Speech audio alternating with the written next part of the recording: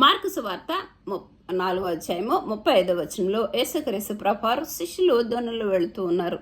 సముద్రము పెద్ద తుఫాన్ రేగింది. దోణిలు అలల చేత కొట్టుకొని పోయి దోణిలోనికి నీళ్ళు వచ్చి మునిగిపోయే పరిస్థితుల్లో ఉన్నప్పుడు యేసుక్రీస్తు ప్రభువారు నిద్రిస్తున్నారు. కానీ శిష్యులు ఏం చేస్తున్నారంటే భయపడి ఒక సమస్యని ప్రభువుకు చెప్తున్నారు. ప్రభా, ఇదిగో మేము నశించిపోతున్నామయ్యా, నీకు చింత లేదా, మాకు సహాయం దయచేయని. ఎప్పుడైతే ప్రభువుకు సమస్యను సమర్పించారో యేసయ్య గాలిని గద్దించాడు, సముద్రాన్ని నిమ్మలపరిచాడు. ఒక్క మాట పలకగానే సముద్రము నిమ్మలపరిచింది. కాబట్టి మన జీవితం ఇంకా ఏమంటున్నాడంటే, చిన్న మంద భయపడబాకున్నా మీకు మాత్రం ఉంచండి అంటున్నాడు. కాబట్టి మన జీవితంలో మనతో ఏమంటున్నాడంటే, అలలు కొట్టే తుఫాన్ లాంటి సమస్యలు రావచ్చు, నిండా నీళ్లతో మునిగిపోయే సమస్యలు రావచ్చు. అలాంటి పరిస్థితుల్లో మన సమస్యను ప్రభు గాని సమర్పించినప్పుడు ముందు మన సమస్యలను ప్రభు గద్దించి, ఇమ్మానుయేలు దేవుడుగా నేను నీకు తోడుండాను, చిన్న మంద ఎందుకు భయపడుతున్నావు, నువ్వు నమ్మిక మాత్రం ఉంచని ప్రభు మనకి శాంతి